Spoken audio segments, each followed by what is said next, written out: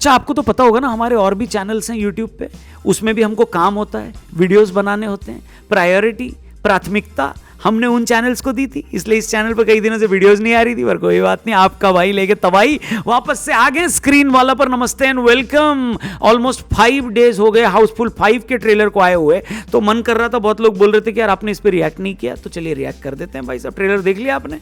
बहुत ज्यादा हंसी आई या बिल्कुल बिल्कुल भी हंसी नहीं आई? कमेंट करके जरूर बताना। क्या ट्रेलर देख के ऐसा लग रहा है कि पिक्चर रिलीज होते ही दौड़ के थिएटर पहुंचोगे, या फिर ना? जो भी आपको लगे कमेंट करके जरूर बताना। आपका रिएक्शन तो मैं जानूंगा, लेकिन उससे पहले अपना रिएक्शन बता दूं। क्या है ना, बहुत ही कम कॉमेडी फ्रेंचाइजीज ऐसी हैं जिन्होंने अपने स्टैंडर्ड को मेंटेन किया हुआ है।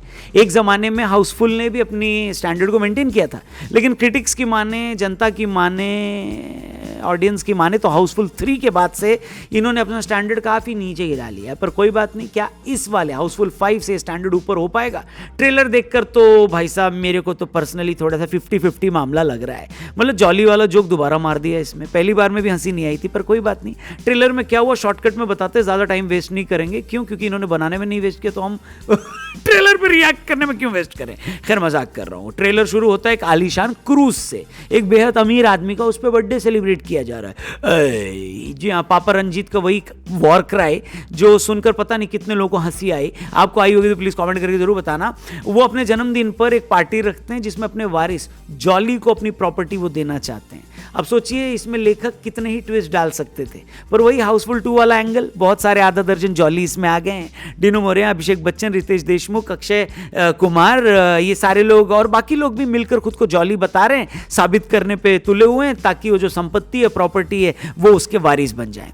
मतलब ऐसे ऐसे पंचेस लिखे हैं। जैसे एक मैं बताना चाहूंगा, रितेश देशमुख जब अपना नाम जलाबुद्दीन बताते हैं तो जॉनी लीवर साहब वर्ड प्ले करते हुए जुलाबुद्दीन बोल देते हैं। अब मैं ये जानना चाहता हूं कि जिन्होंने ये डायलॉग लिखा है, ये पंच लिखा है, इसको लिखने के बाद डायरेक्टर और प्रोड्यूसर को आपने कन्विंस कैसे किया कि सर जलाबुद्दीन को जुलाबुद्दीन बुला देंगे तो ऑडियंस के हंस हंस कर कच्चे फट जाएंगे? हैं, कैसे आपने कन्विंस किया? ये बताओ जरा, बताओ जरा। नॉनसेंस। खैर कोई बात नहीं, ट्रेलर आगे बढ़ता है तो पता चलता है जहाज पे एक मर्डर हो जाता है और शक की सुई उन्हीं जॉलीज पर अटकती है जिन्होंने प्रॉपर्टी का दावा किया था। उसके बाद पूरे क्रूज पर जेल से लेकर पार्टी डांस तक सब कुछ हो रहा है, सिवाय उस चीज के जिसका इंतजार जनता कर रही थी, यानी कॉमेडी।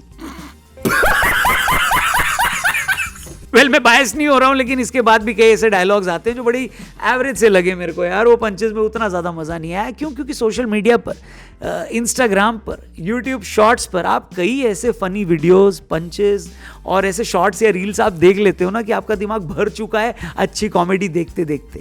अब जब तक आपको उस स्टैंडर्ड से ऊपर का कुछ माल मसाला नहीं मिलेगा, तब तक आप उतना ज़्यादा इंप्रेस नहीं होते। मुझे लगता है हाउसफुल 5 के ट्रेलर के साथ भी शायद यही है। पर हाँ, अगर आपको कुछ बहुत ज़्यादा एक्स्ट्राऑर्डिनरी लगा होगा तो प्लीज़ कमेंट करके ज़रूर बताना। हाँ, इतने सारे स्टार्स को लेकर, इतनी बड़े प्रोजेक्ट को लेकर, एक साथ सबको लेकर कुछ बनाना अपने आप में मेहनत का काम तो होता है, लेकिन इतनी मेहनत के बाद निकल के क्या आ रहा है वो तो भैया देख के ही पता चलेगा।